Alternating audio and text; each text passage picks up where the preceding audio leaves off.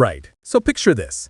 You're the Prime Minister of the United Kingdom, you've got a migrant crisis on your hands, and instead of your mate down the pub giving you a nudge about it, it's the President of the United States basically saying, "Oi, sort your house out."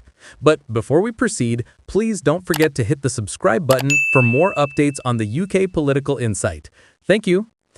That's where we are, folks. Keir Starmer just got a diplomatic slap on the wrist from Donald Trump, and honestly, it's like watching someone get told off by their neighbor for not mowing the lawn, except the lawn is Britain's borders and the neighbor has nuclear codes. Welcome back to UK Political Insight, where we dissect the chaos so you don't have to. Today's serving, a delicious plate of governmental embarrassment, garnished with international criticism and a side of what on earth is happening? Because nothing says we've got this under control quite like the American administration having to remind you that your own citizens exist. Grab your tea, settle in, and let's unpack this absolute belter of a story. So, Ben Leo's show on GB News became the stage for what can only be described as a masterclass in diplomatic shade-throwing. Tommy Piggit, the Principal Deputy Spokesman for the U.S. State Department, rolled up and essentially said what a lot of people have been thinking. Mass migration is a threat to Western civilization. Now, before anyone starts getting their knickers in a twist, let's be clear about what happened here. This wasn't some random bloke at a bus stop having a moan.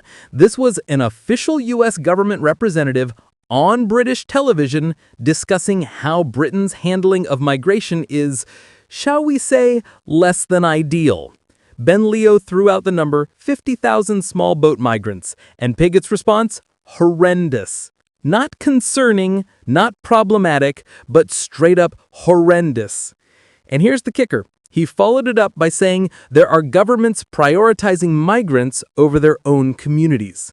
Now, I'm no detective, but I think we can work out which government he might be referring to. Spoiler alert, it's the one currently residing at number 10. What's particularly spicy about this whole situation is the contrast being drawn. Piggit made it abundantly clear that in the United States, they're addressing migration head-on. Meanwhile, back in Blighty, we're apparently still figuring out whether we should address it at all, let alone how. It's like watching someone take a test while the person next to them has already finished, checked their answers twice, and is now helpfully pointing out that you might want to, actually start writing. Then came the advice, delivered with all the subtlety of a brick through a window. Be responsive to the concerns of your citizens. Revolutionary stuff, really. Who knew that listening to the people who elected you was part of the job description?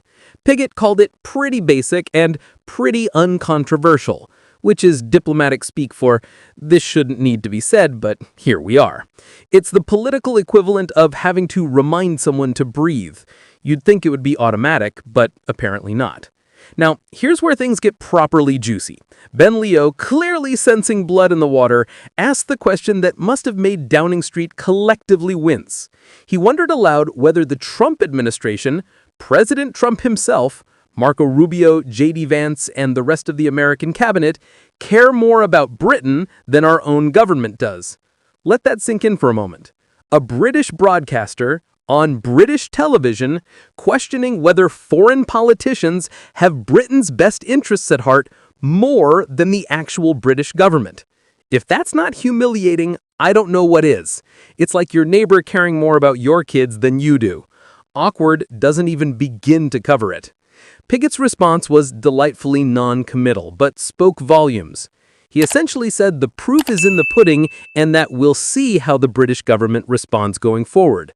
Translation, we've raised the issue, now let's watch and see if they actually do anything about it or continue ignoring their own people. He also mentioned that Trump brought this up at the UN, which wasn't exactly a friendly crowd, but the issues needed to be raised anyway. Because, apparently, even on the world stage, Britain's migration situation is becoming the elephant in the room that everyone's noticed except, seemingly, the British government. This whole diplomatic intervention didn't come out of nowhere, by the way. Last month, reports emerged that the Trump administration was actively urging Keir Starmer to address Britain's mass migration crisis.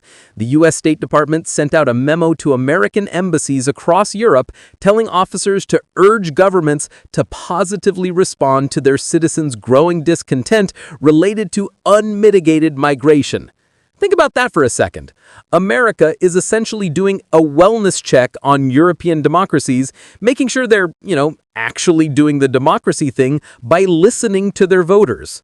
Enter Suella Braverman, former Home Secretary, and never one to miss an opportunity for a well-placed jab. Her response to the U.S. memo was absolutely scathing, and let's be honest, pretty much said what loads of people are thinking. She pointed out that it speaks volumes when Washington has to remind our own government of its basic duty to protect the British public. Ouch. That's not just throwing shade, that's constructing an entire canopy of it. When your own cabinet members are agreeing with foreign governments that you're dropping the ball, you might want to have a little think about your strategy. Braverman went on to say that Trump is right to call out Starmer's disastrous record on mass migration. Now, agree with her politics or not, you've got to appreciate the directness. She then added the kicker. Until more people are leaving than arriving, we cannot pretend our borders are secure. It's a simple metric, really. If more people are coming in than going out, and you're not in control of who or how many, then by definition, your borders aren't secure. It's basic math, which apparently is another thing that needs to be spelled out these days. What makes this entire situation particularly fascinating is the role reversal we're witnessing. Traditionally, Britain has prided itself on being a stable democracy that doesn't need external advice on how to govern.